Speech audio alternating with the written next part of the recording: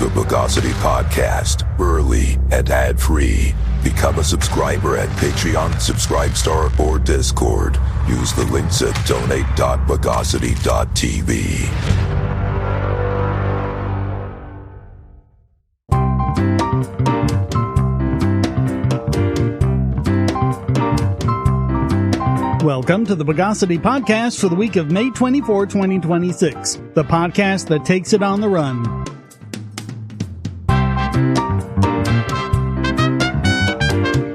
This is your host, Shane Killian. Let's deflate the news of the bogus. Well, Donald Trump made good on his threat to primary Thomas Massie by throwing his weight behind a neocon opponent. In fact, Ed Galrain led Massie by about 10 points after the totals were counted. I guess that's what happens when you spend $33 million on the most expensive primary election in congressional history. After Trump's attacks against Massie that we covered in previous editions, the massive amounts of campaign funding were raised by pro-Trump and pro-Israel groups. And the victory happened despite Massie's popularity with his constituents and Trump's falling approval ratings, mostly due to the immensely unpopular war in Iran. Massie was first elected in 2012 during the Tea Party era and was arguably one of the few of them to mean it. He topped all of the purity tests by groups such as Heritage Action and Conservative Review. Basically, it seems those have become irrelevant, and success in the Republican Party now depends on whether or not Trump likes you. Massie held on longer than most, but he's basically the last of the Tea Party Republicans, the rest of whom were drummed out years ago when they found out the hard way that the Republican Party is in no way a party of principle. Nick Gillespie of Reason said, quote, "With Trump's ascendance, whatever energy was left in the Tea Party was pure populist rage and tribal animus rather than anti-government in character. The GOP of which Massie is part is very different from the one he belonged to when he first arrived in Washington." It's just the latest example of what we've seen over and over again the past decades. The idea that libertarians should just work within the Republican Party to achieve their ends rather than opposing the party system and government itself in their entirety. And ironically, Massie's consistent record in Congress is far more in line with Trump's campaign promises than anything Trump has done. No more foreign wars, reduce spending, release the Epstein files, and so on. Those are the very stands that got Massie labeled a moron and a traitor by Trump and pushed the establishment to massively support his opposition. That's what they do to anyone who's even libertarian-leaning. Can you imagine what they do if an actual libertarian got elected? Something else to consider, and this is something I pointed out in a video years ago.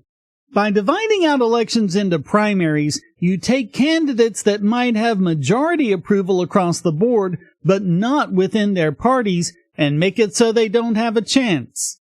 Massie pulled a lot of votes from the left, too, not to mention the independents. By all of the popularity figures, it probably is the case that Massie would have easily beaten Democratic challenger Melissa Strange. By nominating instead a neocon that's going to turn off Massie's base, as well as the support he got from the left, it may well be that this move will cost the GOP the seat in November. It'd hardly be the first time a Trump-backed candidate sailed through the primary, but lost the general election. But Massie couldn't resist getting the digs out in his concession speech where he said, quote, "I would have come out sooner, but I had to call my opponent and concede. And it took a while to find Ed Galrain in Tel Aviv." So now it looks like we're back to perpetual war for perpetual peace. Gillespie said, quote, "What kind of country have we become if unlikely characters like Massie no longer haunt the halls of power? It's not just the end of his career, it would also effectively be the end of what used to be called the Tea Party, a loose conglomeration of Republican representatives and senators who rode a wave of anti-Barack Obama and anti-George W. Bush sentiment to office in the early 2010s. Now, we've really lost the last great barrier to the uniparty. All of which is proof positive that Trump and MAGA are just another deep state neocon movement. They're not populists, they're just bullies. Presenting the greatest game this side of Yugoth. You are H.P. Lovecraft's cat, and your name is Nick. Right, we can't say that on a podcast. Well, anyway, that's the point. Your name is a joke, so now you are out for revenge. You become a Necronomicat. Using the Necronomicon, you come to the present day to buy a cat. That's a gun. For a cat. It's a fat cat. But the Necronomicon is treacherous, and it led in Lovecraft's monsters. Now, in a crumbling world, you must fight. Build your team, buy guns and armor, buy items of dubious legality, defeat the bosses of each level, then take Lovecraft down. Play Necronomicat. The link is at cat.bogosity.tv. Yeah, we're doing cat.bogosity.tv, not that other one. What, you want me to get kicked off the internet or something?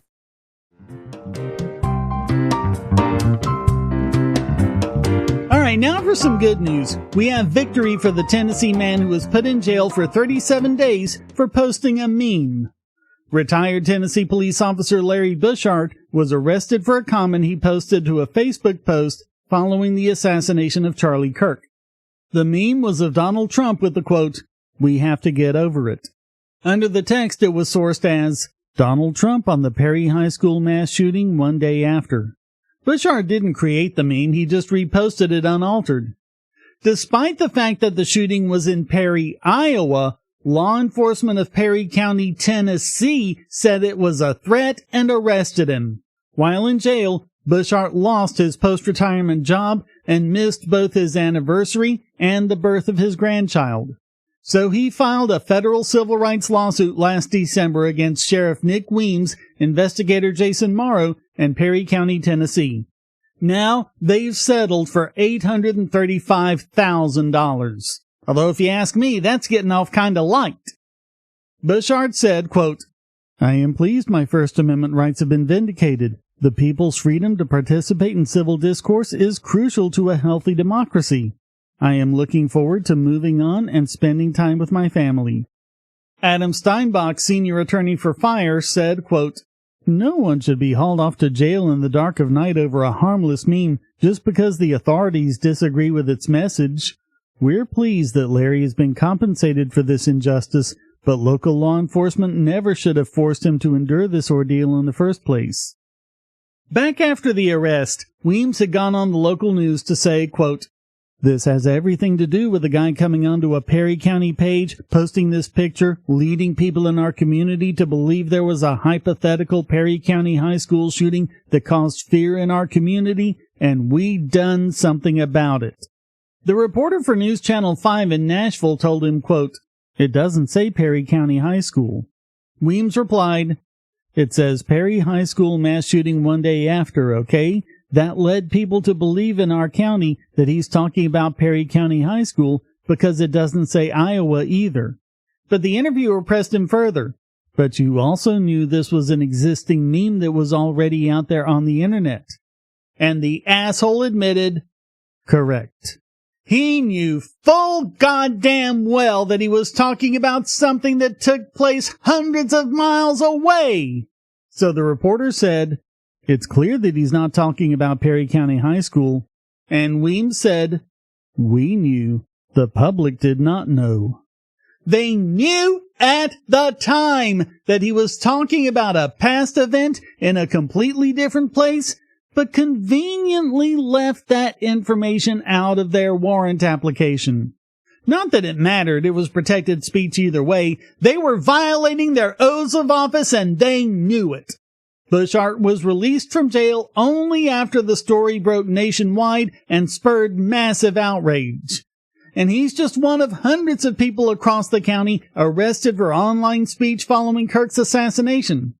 Fire staff attorney Kerry Davis said, quote, "It's in times of turmoil and heightened tensions that our national commitment to free speech is tested the most. When government officials fail that test, the Constitution exists to hold them accountable. Our hope is that Larry's settlement sends a message to law enforcement across the country. Respect the First Amendment today, or be prepared to pay the price tomorrow." Here's hoping that and even more happen to those who infringe on the free speech rights of others all over the country. They need to pay a personal price for this. That's the only way this will ever change.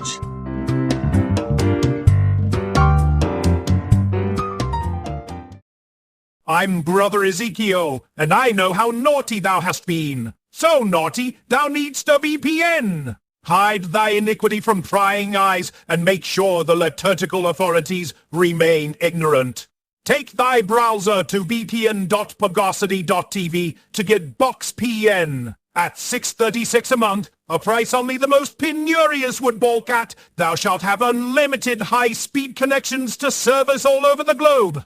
And they don't log connections. Thy privacy is assured. That should please you sinners. Just remember, the Lord sees all. When traveling, make it look like thou art still home. At home, ensure the elders at your ISP don't take out their judgment with traffic shaping and DMCA notices. Up to 5 devices can connect at once, almost one for every deadly sin.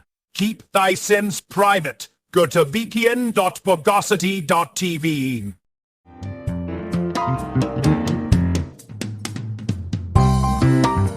Thankfully, there's not going to be much regulation of AI, at least for now, but it's just too hot button of an issue for the politicians not to do it soon. So this is a limited time offer on the good news, but Trump has refused to sign the executive order on regulation of AI. Of course, the news media is blaming it all on pressure from Silicon Valley giants, but we'll get there. Trump had already sent out invitations to the signing ceremony scheduled for Thursday afternoon. But hours before, he called it off because he didn't like the draft of the order. Unfortunately, they don't publish proposed executive orders, so we don't know exactly what it said. But Trump said, quote, "I really thought that could have been a blocker, and I want to make sure that it's not." Calls for the EEO came after the recent bout of fear-mongering of new AI models such as Anthropic's Mythos that can find and exploit security flaws in computer code. Of course, the media always fails to mention that this is exactly what security researchers need to do, and it's the only way we can find out what they are and fix them. But then, fear has always gotten more clicks than truth. So supposedly, the draft was made to balance safety concerns with the health of the industry. Yeah, balance. We know how that always goes, don't we? It would, at the very least, have meant a 90-day delay before the release of any model, so agencies could vet the model for problems before the evil hackers and Chinese spies or whoever got a hold of it.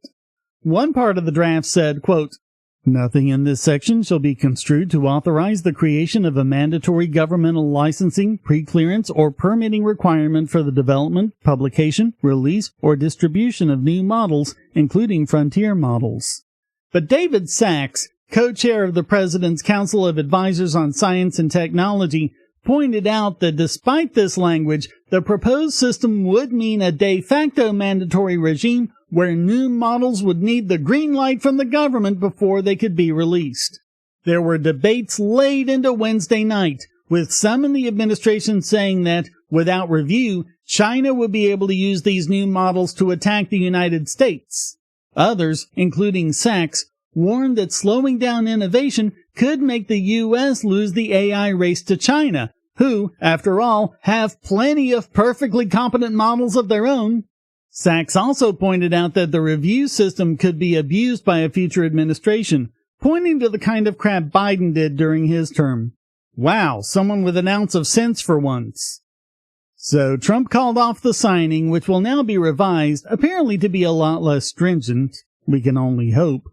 But we need to throw a brickbat at the news media, who blame the tech giants for tanking the EEO at the last minute. For example, TechMeme posted on X, "Last-minute calls with Elon Musk, Mark Zuckerberg, David Sachs, and others helped persuade President Trump not to sign the highly anticipated AIEO, Washington Post." But Elon Musk replied, "This is false. I still don't know what was in that EO, and the president only spoke to me after declining to sign."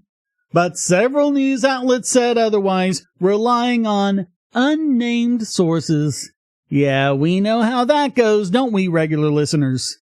We've seen clearly over the 15-year history of this podcast how the regulatory state has the news media in its deep pockets. But Trump made at least one good appointment in Sachs, who understands the issues and seems reluctant about a fear-mongering.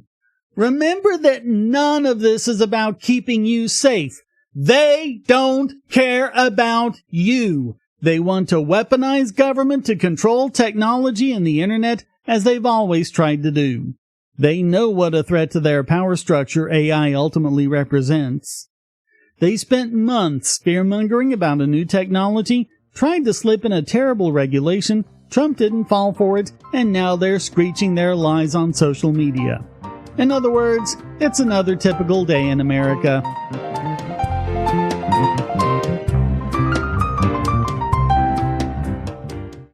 I want to tell you about the eyeglasses I've been wearing for years. As people can see on my videos, I have a very strong prescription, which makes glasses more expensive, especially when I need computer glasses, reading glasses, prescription sunglasses, and most expensively, progressive lenses for general everyday wear. To save money while still getting quality glasses, I get them from Firmoo. In fact, I just got a pair of progressives with high-index aspherical lenses and a nice pair of frames my wife loves for just over $100. It would have been $500 to get them through my eye doctor. Not only do they look good, the glasses are durable. I've worn many pairs for several years without problems. All orders come with a 30-day return policy, a 3-month warranty, and one-on-one customer service. Go to Firmoo, that's FIRMOO.Bogosity.tv anytime you need quality glasses at a low price. Once again, that's Firmoo.Bogosity.tv.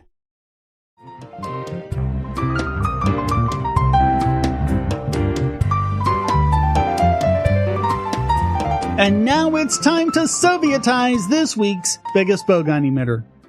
Anti-AI people are hilarious. Case in point, Steven Rosenbaum, author of Future of Truth, which is basically an old man yells at kids these days tome.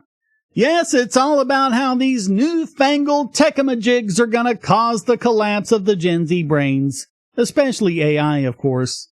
AI is just the latest in this very same scare. Before that, it was video games. Before that, rock and roll. Before that, Bugs Bunny cartoons. And comic books, and dime novels, and TV, and radio, and the telephone, and so on, all the way back to ancient Greece with a written word. But as with all new technology, the kids manage to figure out the pros and cons before their parents do. Rosenbaum wrote up a story about it in Wired called Gen Z is Pioneering a New Understanding of Truth. It's all about how the kids these days suffer from anxiety, depression, loneliness, self-harm, and all the usual suspects. He wrote, "The danger is no longer just misinformation. Thanks to AI, it's now possible to manufacture fake realities at scale. Deepfake videos, cloned videos, and bogus news stories are dissolving the line between what's real and what's not faster than society can adapt." Maybe faster than you can adapt. For the rest of us, Carl Sagan's baloney detection kit is quite sufficient to expose it. Chapter 12 of The Demon-Haunted World, if you want a good book to read. But then the New York Times uncovered something interesting, quote, "The author of a nonfiction book about the effects on artificial intelligence on truth acknowledged on Monday that he had included numerous made-up or misattributed quotes concocted by AI. The author, Steven Rosenbaum, whose book The Future of Truth was released this month to great fanfare, incorporated more than a half-dozen misattributed or fake quotes in sections of the book reviewed by the New York Times." Wow. Just wow. Pontificating about the harms of AI while using AI himself? And using it wrong to boot. So what did he do when the Times called him on it? Quote, "In his statement, Mr. Rosenbaum said that if the episode serves as a warning about the risks of AI-assisted research and verification, that is why I wrote the book. These AI errors do not, in fact, diminish the larger questions that the book raises about truth, trust, and AI, and its impact on society, democracy, and editorial," he added. Here's how Mike Masnick of TechDirt responded, quote, "Dude, no. Just no. You don't get to write an entire book fretting about how the kids these days don't understand truth because of AI, and then when it's exposed that you didn't even check the quotes AI gave you, claim that this just proves your point. That's not how any of this works. This is a book called The Future of Truth. It seems like you should at least grapple with the fact that part of the future of truth is that your own book is spreading false information because you didn't actually write parts of it. That's right, Rosenbaum. You didn't prove a point about AI. You just ruined your own credibility. It's a bit like a prosecutor getting caught driving drunk and saying it serves as a warning about drunk driving. And as Massie points out, in Gen Z circles, AI is something often joked about and made fun of, because in large part of the idiotic ways the boomers use it. Once again, AI is a tool, empowering when used properly, outrageously silly when used as an excuse to be lazy or ignorant. Humans never needed AI to be lazy or deceptive. AI doesn't even make it easier. If anything, it empowers us with new ways not to be fooled by misinformation, regardless of whether or not it was generated by AI or the old-fashioned way. And as I've been saying for years, and as people keep realizing more and more, AI is not a hotline to truth. Rosenbaum, I think the kids these days understand truth a lot more than you do. So all of that makes Stephen Rosenbaum this week's biggest Bogon emitter.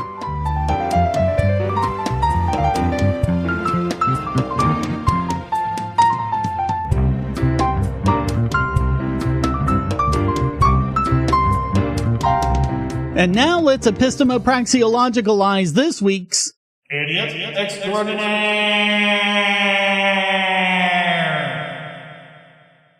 It should be a saying, bad science makes for bad policy.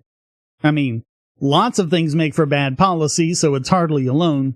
But now, a wave of bad science is causing numerous U.S. states to take action against the public health epidemic of a mental health crisis, even though there's no coherent science that says it actually exists. This podcast has been a vocal supporter of the Electronic Frontier Foundation since we began.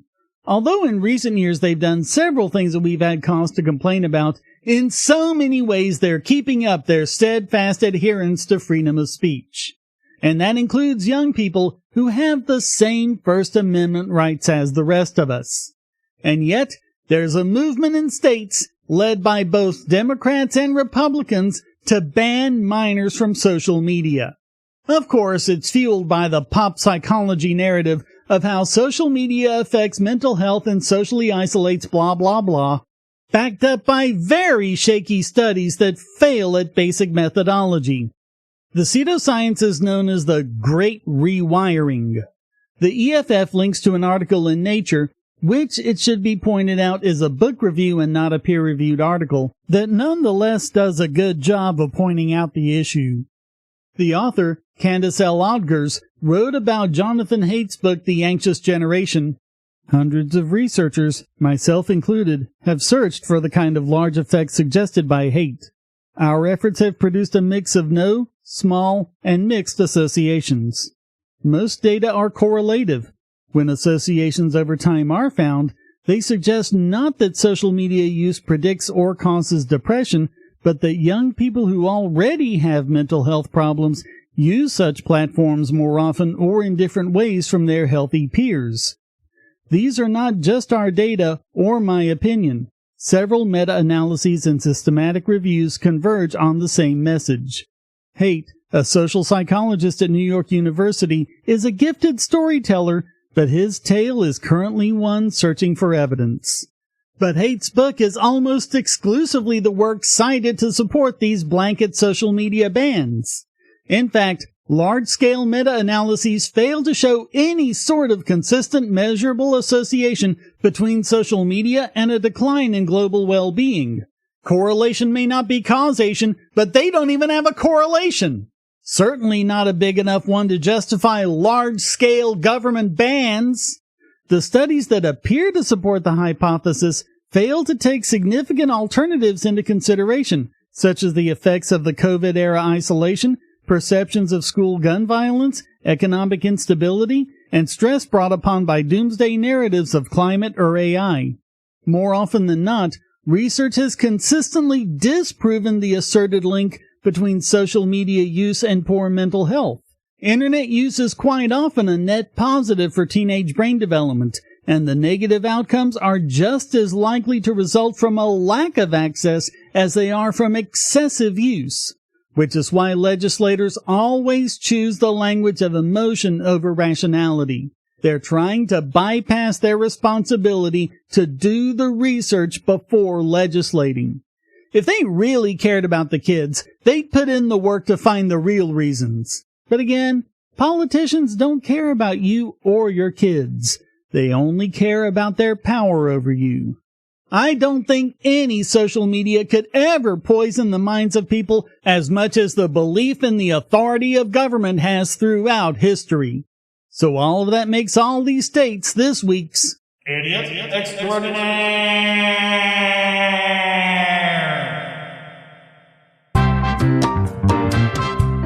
Well, that wraps up this It's a Lot Harder to Put Baseball Cards in the Spokes edition of the Bogosity Podcast. I hope you enjoyed it. If you did, please go to donate.bogosity.tv for several ways to support and discord.bogosity.tv to join the discussion.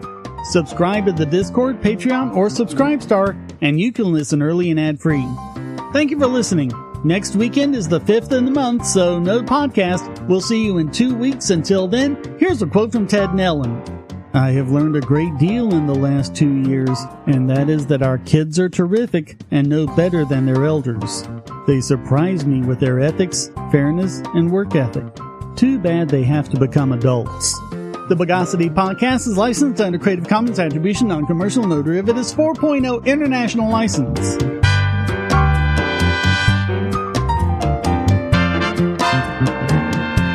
Bogosity.